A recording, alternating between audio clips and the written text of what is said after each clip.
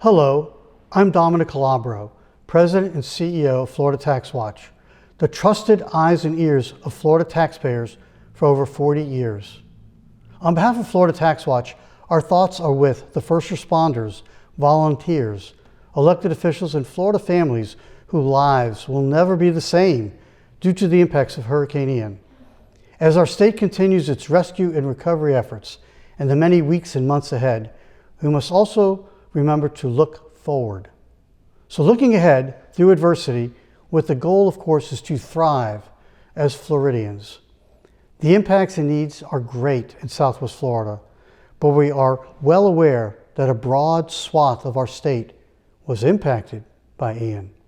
First, I want to thank Governor DeSantis for moving quickly to mobilize his agencies, coordinating with local, state, and federal partners, using his executive authority to do things like accelerating access to unemployment compensation and coordinating with the Joint Legislative Budget Commission, as well as working with the federal government to free up state emergency aid and boost emergency loans. I also want to thank CFO Petronas and Attorney General Moody for their focus on fraud and using their office and resources to connect Floridians to essential resources for their recovery. You know, we're still in the rescue mode and will be in recovery for quite some time. Today, the recovery is led by those digging out, wearing gloves, feeding, and comforting their neighbors. Tomorrow, the recovery will be about rebuilding homes, infrastructure, and finances. Florida TaxWatch, along with our distinguished board of trustees and partners, are committed to finding ways to keep this natural disaster from evolving into a long-term fiscal disaster. We remain vigilant during Hurricane Ian recovery to lead on these issues and work with our governor, state legislature, local leaders, as well as the Florida Department of Revenue and the Internal Revenue Service to find effective solutions as we rebuild homes, repair infrastructure, and combat financial struggles. Florida TaxWatch has posted 9 ideas on our website, floridataxwatch.org. These ideas will help taxpayers meet their obligations without adding insult to injury.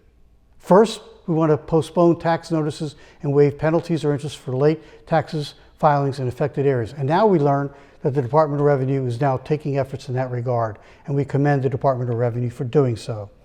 2, we want to extend the date for residents to take advantage of the tax discounts they would ordinarily receive for paying their property taxes and special assessments in November, and postpone or defer the deadline for property tax installment payments. And that's just around the corner. 3, we want to make sure we can protect individual and business taxpayers from the risks for notices that they will likely not ever receive because their home or businesses addresses are no longer accessible. We want to make sure that we do not issue any new audits in severely impacted areas, extend the statute of limitations, and postpone existing audits that have not already reached the assessment stage, because these can't be responded to while entire communities are still struggling just to survive. We want to create procedures for fairly estimating taxes, which cannot be calculated properly because records have been destroyed by the storm. We want to move away from the current method, which significantly and often overestimates activity if these records are not available. We want to initiate procedures to offer a payment plan assistance for late taxes, rather than resorting to the standard collection methods like liens and levies or bank freezes, particularly in these affected areas. Also, we want to retroactively apply the recently passed law that provides property tax refunds for residential property rendered uninhabitable this year as a result of the catastrophic event. We want to provide tangible personal property relief and allow non-residential properties also that are rendered uninhabitable to receive property tax refunds as well. We want to make sure that our congressional delegation works with Congress to pass a Disaster Tax Relief Act that includes provisions from past efforts, including elements such as an employee retention credit, an enhanced casualty loss deduction, and other relief provisions. Florida TaxWatch addresses issues beyond the budget and taxes, and we are working with our members and partners to address some of the long-term recovery challenges. Number one, to support our hospitals and hospice facilities, to ensure proper housing and education, to rebuild communications, transportation, energy infrastructure, in fact, strengthening the grid, and to shore up resiliency strategies, emergency management, ensure there are recovery funds, and critical property insurance reform. In fact, TaxWatch will be working with the legislature and the governor to ensure that we fully consider tort reform so that we can reduce, if not dramatically, reduce the tort tax that is costing individual households and businesses far, far too much. We're an outlier in so many ways, so we want to change that. We will also continue to look for more ways to help recovering families and communities, and I encourage you to share your ideas with us via our email at recovery@floridataxwatch.org. Again, recovery@floridataxwatch.org. Thank you to our Board of Trustees and partners for coming together with the Florida Tax Watch staff to develop and help lead these economic recovery recommendations.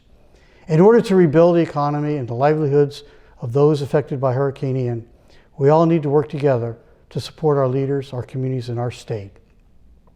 Florida Tax Watch commits to work with these leaders and impacted communities, and we plan for rebuilding our family finances, community coffers, and regional economies. Finally, let me thank all of you that are giving so much of your time, sweat, and efforts, and dollars, emotional prayers, and loving, selfless support.